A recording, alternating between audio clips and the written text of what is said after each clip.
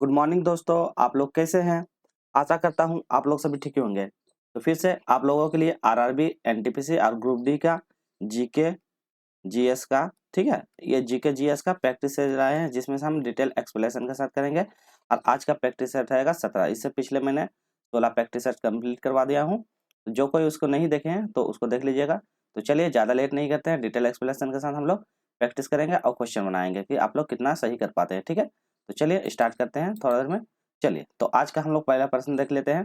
तो जो कोई भी आरआरबी, एनटीपीसी या ग्रुप डी का तैयारी करते हैं या किसी चीज़ का भी कोई भी अन्य एग्जाम, पीसीएस एग्जाम या कोई भी एग्जाम करता है तो जिसमें जीके जीएस का बहुत ज़्यादा रोल होता है, तो इसीलिए उसमें बहुत ज़्यादा क्वेश्चन आता है। तो आप लोग बनाने की कोशिश कीजिए कि आप लोग जीके जीएस में कितना सही कर पाते हैं। ठीक है, चलिए तो आज का हम पहले प्रश्न देख लेते हैं। इसरो के किस केंद्र में परमोचन रॉकेट का निर्माण किया गया था? तो बताइएगा कौन, इसरो का कौन सा जगह था जहाँ पे रॉकेट परमोचन किया गया था। ठीक है, पहला है यू आर राव अंतरिक्ष केंद्र, क्या है, यू आर राव अंतरिक्ष है, बेंगलुरु में है। ठीक, दूसरा है विक्रम साराभाई अंतरिक्ष केंद्र, जिसको शॉर्ट में बोलते हैं VVSC। ठीक है, तो ये कहाँ, त्रिवेंद्रपुरम में है। ऑप्शन नंबर सी है सतीश धवन अंतरिक्ष केंद्र, जिसको कहाँ है, ये मतलब श्रीहरिकोटा में है। और ऑप्शन नंबर द्रव नोदन प्रणाली केंद्र, जो कहाँ है, बलियामा, जो बेंगलुरु में है। ठीक है, तो आपको बताना है कि इसरो का द्वारा कहाँ पे, मतलब इसरो का द्वारा जो ये रॉकेट का प्रमोशन किया गया था कहाँ पे था। चलिए बताइए। चलिए, तो इसका सही आंसर हो जाएगा ऑप्शन नंबर बी। कहाँ हो जाएगा, ऑप्शन नंबर बी। तो याद रखिए विक्रम साराभाई अंतरिक्ष केंद्र। ठीक है, तो यह कहाँ है, त्रिवेंद्रपुरम। चलिए, तो इसके बारे में हम लोग डिटेल में देखते हैं कि इसमें किस टाइप का क्वेश्चन आ सकता है। चलिए, तो इसका सही आंसर ऑप्शन नंबर बी हो जाएगा।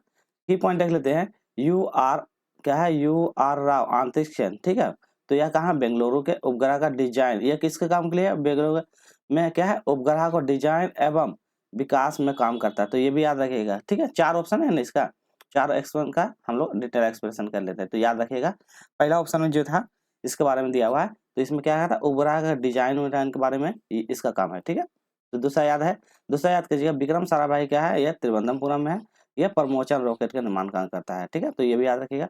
और सतीश धवन किस लिए है, सतीश धवन अंतरिक्ष केंद्र जो है यह श्रीहरिकोटा में है। तो जगह का नाम याद रखिए, एग्जाम में पूछता है। जैसे बेंगलुरु में कौन सा है, त्रिवेंद्रपुरम में है, हरिकोटा में। यह क्या है, उपग्रह को प्रमोचन और रॉकेट के समकलन के प्रमोचन काम में काम करता है। तो ये भी याद रखिएगा। ठीक है, और अगला है द्रव नोचन प्रणाली पेन।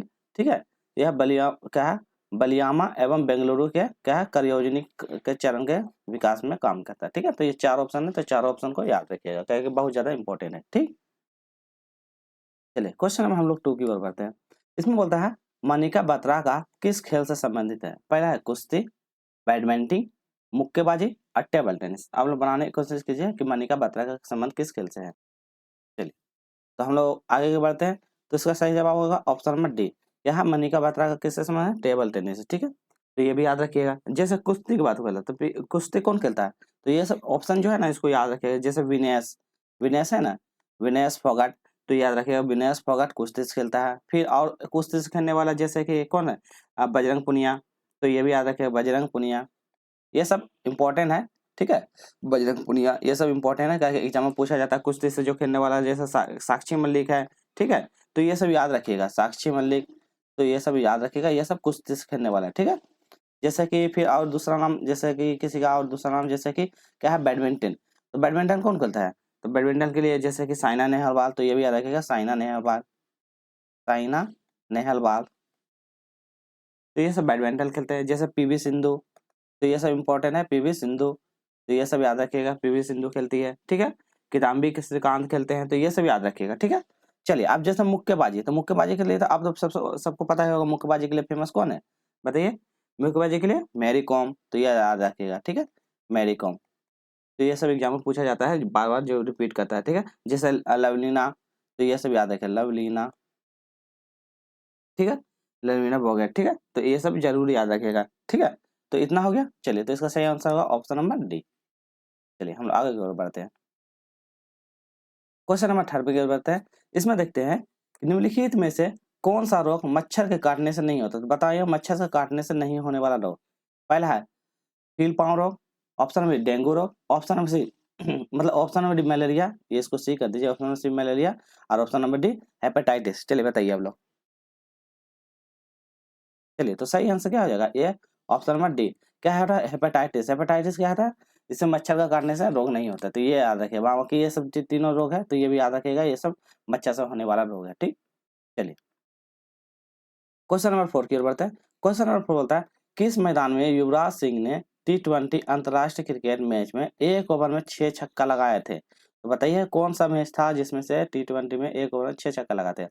पहला ऑप्शन है वांडर्स स्टेडियम, ऑप्शन में Kingston stadium, option number C मवीदा stadium, option number New Zealand cricket ground stadium. चलिए बताइए आप लोग। चलिए तो सही आंसर क्या हो जाएगा, ऑप्शन नंबर बी।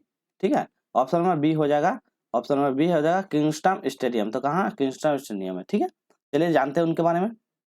देखिए ऑप्शन नंबर बी इसका सही होगा। नोट में देख लेते हैं, युवराज सिंह ने क्या है दक्षिण अफ्रीका के क्या है डबरन में भारत और इंग्लैंड, तो किसका मैच हो रहा था, भारत और इंग्लैंड के मैच के बीच में पहले T20 कप में क्या 21वें मैच में एक ओवर में क्या 6 छक्का लगाए थे। तो ये भी याद रखिएगा। ठीक है, तो भारत और इंग्लैंड के मैच में, जगह का नाम याद रखिएगा दक्षिण अफ्रीका के डबरन। ठीक, चलिए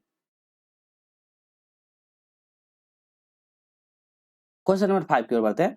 इतिहास के आरंभिक काल को निम्नलिखित में क्या कहा जाता है? इतिहास के जो स्टार्टिंग वाले काल है उसको क्या कहते हैं? पूरा पाषाण काल, मध्य पाषाण काल, लघु पाषाण काल, नव पाषाण काल, क्योंकि ये सब एग्जाम में बहुत ज्यादा पूछा जाता है। ठीक है, चलिए तो सही आंसर क्या हो जाएगा, इसका सही आंसर ऑप्शन नंबर है पूरा पाषाण काल। तो ये भी याद रखिएगा पूरा पाषाण काल। उस समय में क्या कहते हैं, ये लोग आग का खोज नहीं हो पाया था। उस समय क्या कहते हैं, शिकार के लिए मतलब कि कुत्ता को रखता था। ठीक है, तो ये सब याद रखिएगा। ठीक है, धीरे धीरे विकास करते गया, वो आग वगैरह का खोज करते गया। ठीक है, चलिए अगला क्वेश्चन है, क्वेश्चन नंबर साइंस का क्वेश्चन है। एक प्रकाश वर्ष का मान कितना होता है, कितना डिग्री के बराबर होता है? 3 लाख किलोमीटर, 9.5 इंटू 10⁹ ये सब पावर में है। ठीक है, तो याद रखिएगा पावर में 10⁹ 9.5 इंटू 10⁻15। ठीक है, उसके बाद 9.5 इंटू 10⁻18। चलिए बताइए आप लोग कि कितना के बराबर होता है। चलिए तो सही आंसर हम लोग भरते हैं ऑप्शन नंबर सी, क्या है 9.5 इंटू 10⁻15। तो ये याद रखिएगा। ठीक है, एक प्रकाश वर्ष का मान रहा था। ठीक है, प्रकाश वर्ष किसको मापने के लिए, दूरी को मापने के लिए याद करता है। तो ये भी याद रखिए दूरी मापने के लिए। ठीक, चलिए क्वेश्चन नंबर 7 की ओर बढ़ते हैं हम लोग। जब श्वेत प्रकाश को प्रिज्म से गुजारा जाता है तो यह खाली जगह कितने रंगों में विभाजित हो जाती है? तो जब प्रिज्म से जब गुजारा जाता है तो यह कितने रंगों में विभाजित हो जाती है? ठीक है, ये पूछा है। तो जब इसको गुजारा जाता है कितने रंगों में विभाजित होती है? पहला है 5, 6, 7 या 8। चलिए बताइए।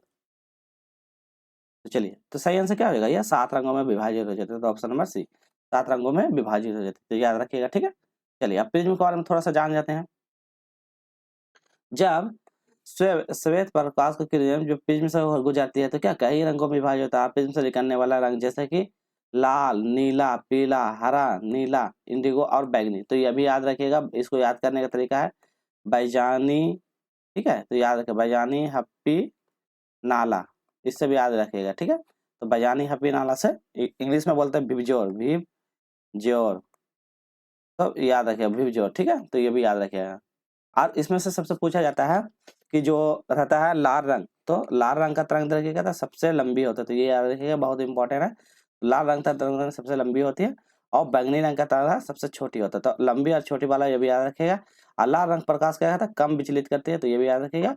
और जबकि बैंगनी प्रकाश का सबसे अधिक विचलित करती है। तो बैंगनी रंग क्या था, प्रकाश को सबसे अधिक विचलित करती है। तो ये 4 ऑप्शन बहुत ज्यादा इंपॉर्टेंट है। तो इसको एकदम अच्छा से याद कर लीजिएगा, क्योंकि एग्जाम में आपको इससे क्वेश्चन बनेगा ही बनेगा। ठीक है, तो ये याद रखिए बैंगनी प्रकाश का सबसे अधिक विचलित होती है। तो ये याद रखिएगा। ठीक है, और ऊपर में सबसे लाल अधिक होता है और नीचे में बैंगनी होता है। तो ये भी याद रखिएगा। ठीक है, तो ये याद रखिएगा। चलिए अगला क्वेश्चन है, क्वेश्चन नंबर 8।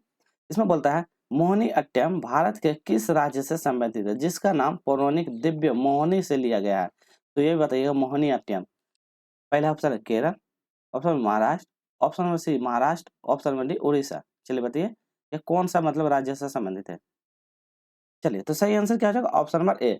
कहाँ से, केरल। तो केरल राज्य से संबंधित है। तो ये याद रखिएगा केरल राज्य से संबंधित है मोहिनीअट्टम। ठीक है, बहुत ज्यादा इंपॉर्टेंट है। जैसे मोहिनीअट्टम हो गया, कुचिपुड़ी बोल देगा कुचिपुड़ी। तो कुचिपुड़ी कहाँ से, कुचिपुड़ी तो बताइएगा ये आंध्र प्रदेश। ठीक है, तो ये भी याद रखिएगा कुचिपुड़ी। ठीक है, जैसे लावनिया मध्य प्रदेश का, महाराष्ट्र है, फिर उड़ीसा से तो कुछ कुछ नृत्य है, वो सब नृत्य भी आप लोग याद रखिएगा। ठीक है, जैसे चलिए कुछ कुछ बता, जैसे उड़ीसा का नाम आया तो उड़ीसा से क्या, उड़ीसा में कौन सा नृत्य था, ओडिसी। तो ये भी याद रखिएगा ओडिसी। ठीक है, ओडिसी, तो उड़ीसा में ओडिसी। और ओडिसी नृत्य करने वाले कौन है, सोनल मानसिंह। तो ये भी याद रखिएगा सोनल, बहुत ज्यादा इंपॉर्टेंट है सोनल मानसिंह। मानसिंह का एग्जाम में पूछता है, सोनम मानसिंह, ठीक है, तो ये भी है, सोनम मानसिंह है, कालीचरण पात्रा है, तो ये भी आ जाएगा, सुजाता महापात्रा है, तो ये सभी बहुत ज्यादा इंपॉर्टेंट है, ठीक है। जैसे महाराष्ट्र का बताया गया, तो महाराष्ट्र में जान जाते हैं महाराष्ट्र में कौन सी नृत्य है, जैसे कि नहीं होता है कि बहुत सारा है, जैसे महाराष्ट्र में तो कुछ कुछ नृत्य है वो सब आपको याद रखना पड़ेगा, क्योंकि एग्जाम में पूछा जाता है, कथक कोई भी पूछ देगा, ठीक है, तो कुछ कुछ जैसे इंपॉर्टेंट है, जैसे कथक, तो कथक कहाँ का है, कहाँ यूपी का है, तो ये भी सब याद रखिएगा एग्जाम में, ठीक है। मणिपुरी का मणिपुरी ने, कुचिपुड़ी तो जस्ट बता ही दिया, सत्रिया, हाँ, जैसे असम का नृत्य है, तो असम का नृत्य कौन है, सत्रिया, तो कौन सा, सत्रिया, तो ये सब इंपॉर्टेंट है, ये सब याद रखिएगा, एग्जाम में पूछा जाता है, ठीक है। चलिए नेक्स्ट आगे बढ़ते हैं हम लोग क्वेश्चन नंबर 9 की ओर। इसमें बोलता है सीएनजी का मतलब क्या है, तो सीएनजी का मतलब क्या है, परिवर्तित प्राकृतिक गैस, उत्पादित प्राकृतिक गैस, संचालित प्राकृतिक गैस और संपीड़ित प्राकृतिक गैस। तो सीएनजी का मतलब क्या है, संपीड़ित प्राकृतिक गैस, तो ये ठीक है, तो ये बहुत ज्यादा, ये क्या कहता है, पॉल्यूशन को कम करता है, पॉल्यूशन ज्यादा नहीं फैलाता, तो ये भी याद रखिएगा, ठीक है। चलिए नेक्स्ट क्वेश्चन चलते हैं, श्वेत रक्त कोशिकाओं का जीवन काल कितना, तो डब्ल्यूबीसी को पूछा, डब्ल्यूबीसी का जीवन काल कितना दिन का होता है, 13 से 20 दिन, 3 से 5 दिन, ऑप्शन नंबर सी 5 से 9 दिन और ऑप्शन नंबर 120 दिन। चलिए बताइए श्वेत रक्त कोशिका का जीवन काल कितना दिनों का होता है, वो बताना है आप लोगों को। चलिए तो इसका सही आंसर होगा ऑप्शन नंबर ए, क्या था, 13 से लेकर 20 दिन का श्वेत रक्त कोशिकाओं का जीवन काल होता है, तो ये भी याद रखिएगा, श्वेत रक्त कोशिका का 13 से 20 दिन होता है। चलिए श्वेत रक्त जब कोशिका के बारे में आता है, श्वेत रक्त कोशिका के बारे में भी थोड़ा सा हम लोग जान जाते हैं। श्वेत रक्त का यदि बोलेगा रेशियो में कितना होता है, तो रेशियो में बोला जाता है, कभी एग्जाम में यदि ऑप्शन में भी है 4 दिन, तो कहीं पे 4 दिन भी रहता है, तो ऐसे आरबीसी और डब्ल्यूबीसी का बोलेगा, तो रेशियो में जब भी कभी बोल देता है, क्योंकि एग्जाम में पूछा जाता है, तो 600:1 होता है, तो ये रेशियो में याद रखिएगा, ठीक है, श्वेत कोशिका के बारे में, ठीक है। श्वेत कोशिका को क्या बोलता है, चलिए और आगे के डिटेल में देखते हैं। देखिए श्वेत कोशिकाओं को क्या कहता है, ल्यूकोसाइट कहते हैं, ल्यूकोसाइट बोलते हैं श्वेत कोशिकाओं को, तो ये भी याद रखिएगा, ल्यूकोसाइट। आरबीसी को क्या बोलता है, एंथ्रासाइट, तो एंथ्रासाइट, तो ये भी याद रखिएगा, एंथ्रासाइट आरबीसी को बोला जाता है, ठीक। डब्ल्यूबीसी का जीवन काल कहता है 13 से लेकर 20 दिन होता है, ठीक है। अब बोले संख्या में कितने, तो 4500 से लेकर 10,000 के बीच में होता है, तो ये बहुत ज्यादा इंपॉर्टेंट है।